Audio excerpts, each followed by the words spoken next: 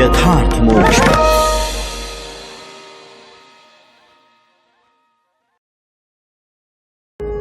यथार्थ मोक्ष प्रस्तुत कर रहा है अतुल्य संपूर्ण महाभारत। श्री महाभारत घोष यात्रा पर 241वां अध्याय, कौरवों का गंधर्वों के साथ युद्ध और कर्ण की पराजय। वैशंपायन जी कहते हैं, महाराज, तदनंतर वे सब लोग एक साथ कुरुराज दुर्योधन के पास गए और गंधर्वों ने राजा से कहने के लिए जो जो बातें कही थी उन्हें कह सुनाया। भारत, गंधर्वों द्वारा अपनी सेना के रोक दिए जाने पर प्रतापी राजा दुर्योधन ने अमर्ष में भरकर समस्त सैनिकों से कहा, अरे, यदि समस्त देवताओं के साथ इंद्र भी यहां आकर क्रीड़ा करते हो तो वे भी मेरा अप्रिय करने वाले हैं। तुम लोग इन सब पापात्माओं को दंड दो। दुर्योधन की यह बात सुनकर महाबली कौरव और उनके सहस्त्रों योद्धा सब के सब युद्ध के लिए कमर कसकर तैयार हो गए।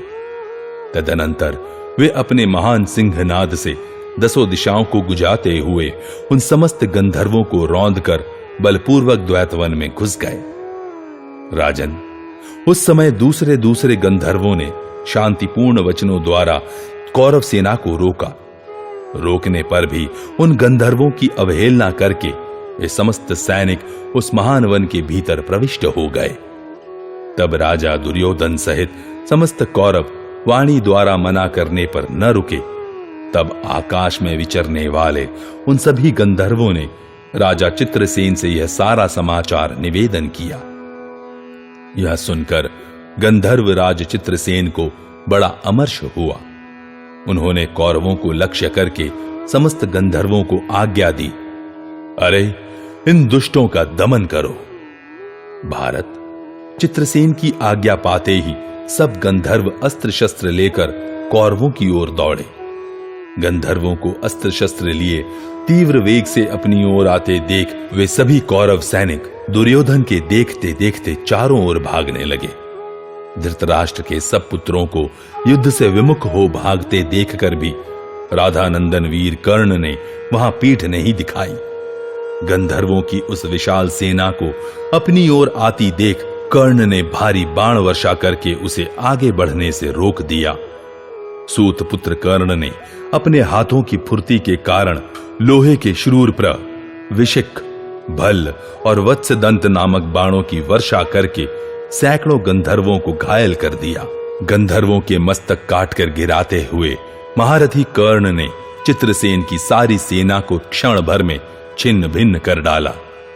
परम बुद्धिमान सूत पुत्र कर्ण के द्वारा ज्यों-ज्यों गंधर्वों पर मार पड़ने लगी, त्यों ही त्यों वे सैकड़ों और हजारों की संख्या में वहां आकर एकत्र होने लगे। इस प्रकार चित्रसेन के अत्यंत वेगशाली सैनिकों के आने से क्षण भर में वहां की सारी पृथ्वी गंधर्वमयी हो गई। तदनंतर राजा दुर्योधन, सुबल पुत्र शकुनी, दुशासन, विकर्ण तथा अन्य जो धृतराष्ट्र पुत्र वहां आए थे, उन पर सबने गरुड़ के समान भयंकर शब्द करने वाले रथों पर आरूढ़ हो गंधर्वों की उस सेना का संहार आरंभ किया। उन्होंने कर्ण को आगे करके पुनः बड़े वेग से गंधर्वों का सामना किया। उनके साथ रथों का विशाल समूह था। वे रथों को विचित्र गतियों से चलाते हुए कर्ण की रक्षा करने और गंधर्वों पर बाण बरसाने लगे। तत्पश्चात सारे गंधर्व संगठित हो कौरवों के साथ भिड़ गए। उस समय उनमें घमासान युद्ध होने लगा जो रोंगटे खड़े कर देने वाला था। तदनंतर कौरवों के बाणों से पीड़ित हो गंधर्व कुछ ढीले पड़ने लगे और उन्हें कष्ट पाते देख कौरव योद्धा जोर जोर से गरजने लगे। गंधर्वों को भयभीत देखकर गंधर्व राज चित्रसेन को बड़ा क्रोध हुआ। वे शत्रुओं के वध का दृढ़ संकल्प लेकर अपने आसन से उछल पड़े। वे युद्ध की विचित्र पद्धतियों के ज्ञाता थे।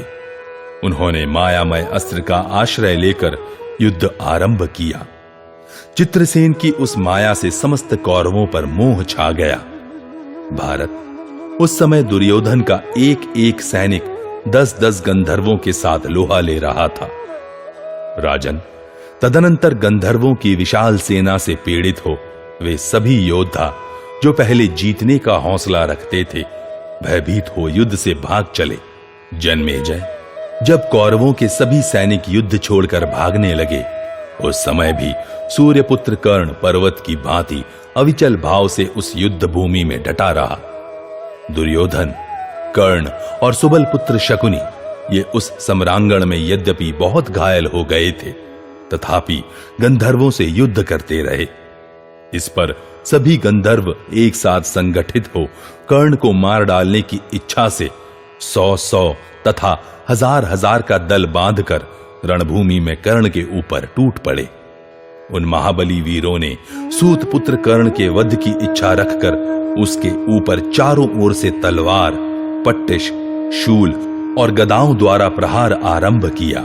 किन्हीं ने उसके रथ का जुआ काट दिया, दूसरों ने ध्वजा काट कर गिरा दी, कुछ लोगों ने ईशा दंड के टुकड़े टुकड़े कर दिए, कुछ गंधर्वों ने कर्ण के घोड़ों को यमलोक पहुंचा दिया तथा दूसरों ने सारथी को मार गिराया। किसी एक ने छत्र, दूसरों ने वरुत और अन्य सैनिकों ने रथ के बंधन काट डाले। गंधर्वों की संख्या कई हजार थी। उन्होंने कर्ण के रथ को तिल तिल करके काट दिया। तब सूत पुत्र कर्ण हाथ में तलवार और ढाल लिए अपने रथ से कूद पड़ा और विकर्ण के रथ पर बैठकर अपने प्राण बचाने के लिए उसके घोड़ों को जोर जोर से हाँकने लगा। इस प्रकार श्री महाभारत वन पर्व के अंतर्गत घोष यात्रा पर्व में कर्ण पराजय विषयक 241वां अध्याय पूरा हुआ। 242वां अध्याय गंधर्वों द्वारा दुर्योधन आदि की पराजय और उनका अपहरण। वैशंपायन जी कहते हैं, महाराज, गंधर्वों ने जब महारथी कर्ण को भगा दिया, तब दुर्योधन के देखते देखते उसकी सारी सेना भी भाग चली। धृतराष्ट्र के सभी पुत्रों को युद्ध से पीठ दिखाकर भागते देखकर भी राजा दुर्योधन स्वयं वहीं डटा रहा, उसने पीठ नहीं दिखाई। गंधर्वों की उस विशाल सेना को अपनी ओर आती देख शत्रुओं का दमन करने वाले वीर दुर्योधन ने उस पर बाणों की बड़ी भारी वर्षा प्रारंभ कर दी, परंतु गंधर्वों ने उस बाण वर्षा की कुछ भी परवाह नहीं की। उन्होंने दुर्योधन को मार डालने की इच्छा से उसके रथ को चारों ओर से घेर लिया और उसके युग, ईशादंड, वरुत, ध्वजा, सारथी, घोड़ों, 3 वेणुदंड वाले छत्र और तल्प को बाणों द्वारा तिल तिल करके काट डाला।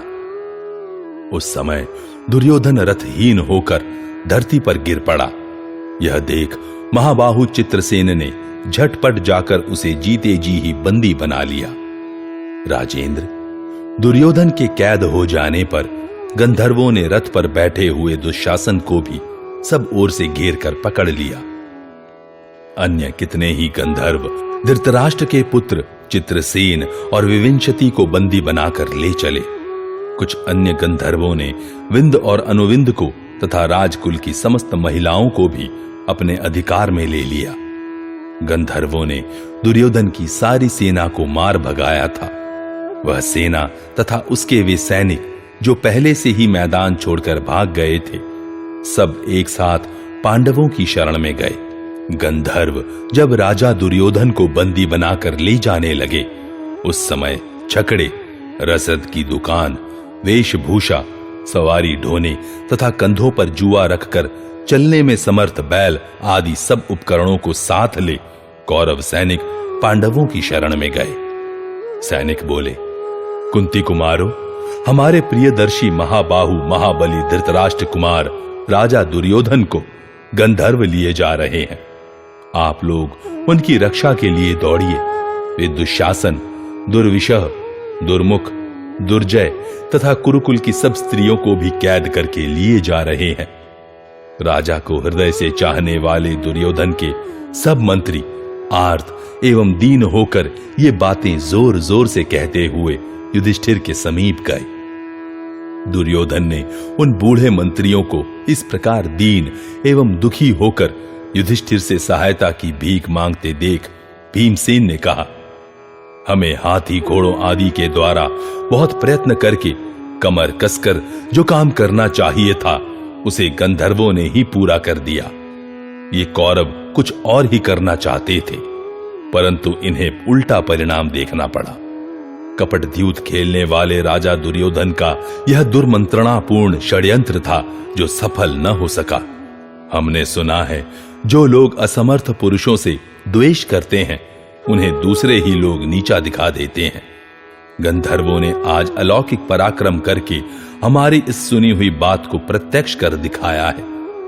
सौभाग्य की बात है कि संसार में कोई ऐसा भी पुरुष है जो हम लोगों के प्रिय एवं हित साधन में लगा हुआ है। उसने हम लोगों का भार उतार दिया और हमें बैठे ही बैठे सुख पहुंचाया है।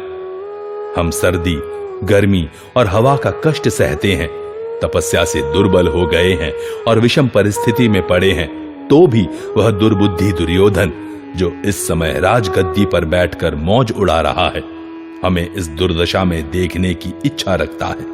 उस पापाचारी दुरात्मा कौरव के स्वभाव का जो लोग अनुसरण करते हैं वे भी अपनी पराजय देखते हैं। जिसने दुर्योधन को यह सलाह दी है कि वह वन में पांडवों से मिलकर उनकी हंसी उड़ाए, उसने बड़ा भारी पाप किया है। कुंती के पुत्र कभी क्रूरतापूर्ण बर्ताव नहीं करते। मैं यह बात आप लोगों के सामने कह रहा हूं। कुंती नंदन भीमसेन को इस प्रकार विकृत स्वर में बात करते देख राजा युधिष्ठिर ने कहा, भैया, यह कड़वी बातें कहने का समय नहीं है।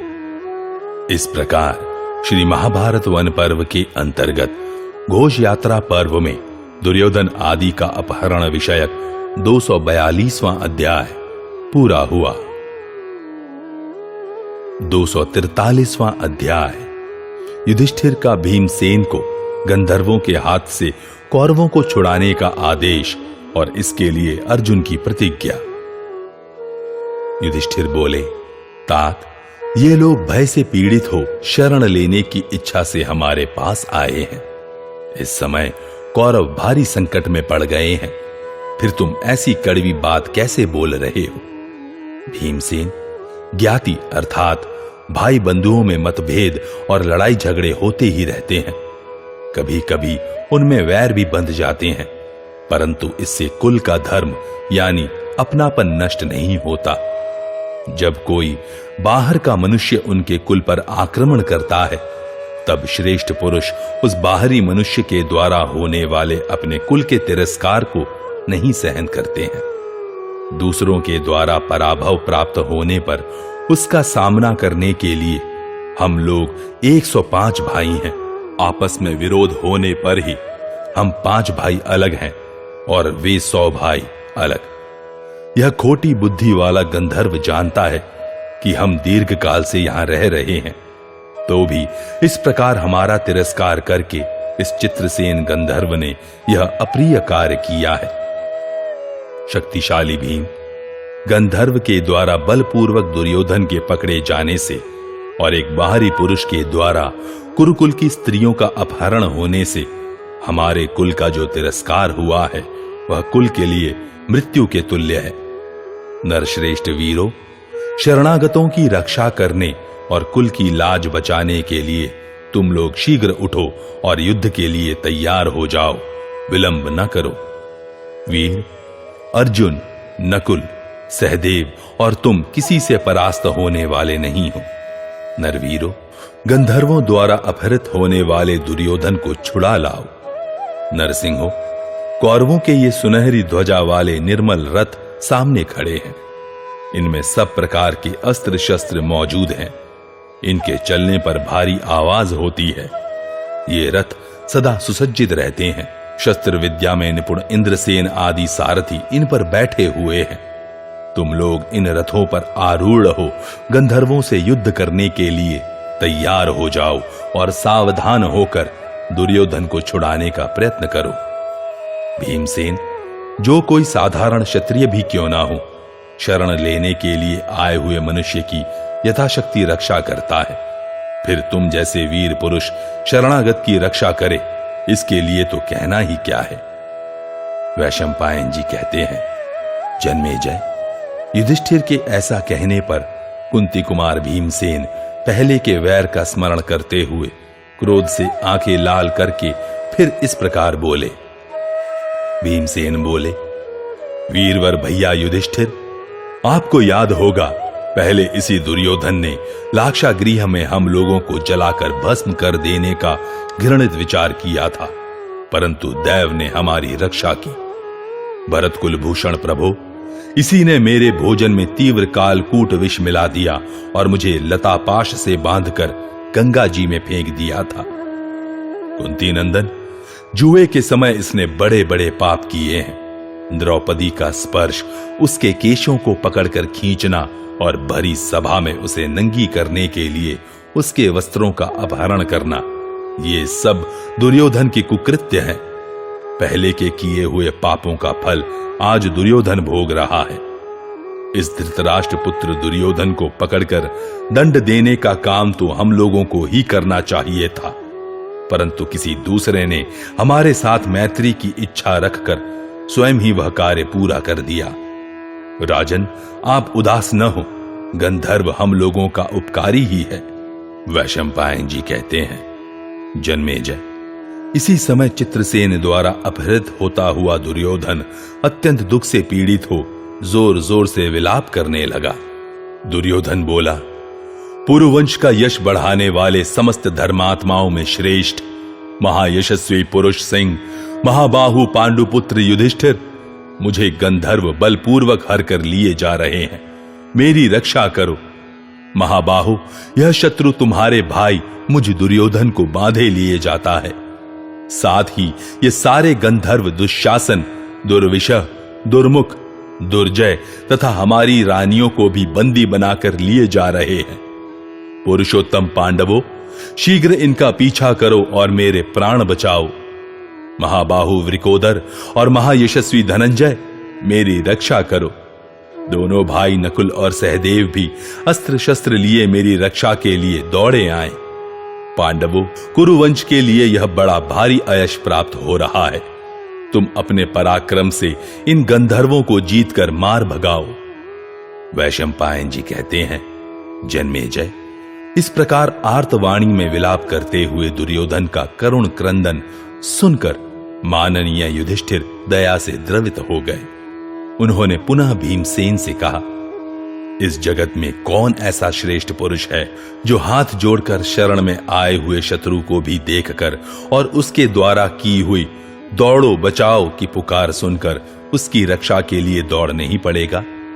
पांडवों, वरदान, राज्य प्रदान, पुत्र की प्राप्ति कराना तथा शत्रु का संकट से उद्धार करना, इन चार वस्तुओं में से प्रारंभ के 3 और अंत का 1 समान है।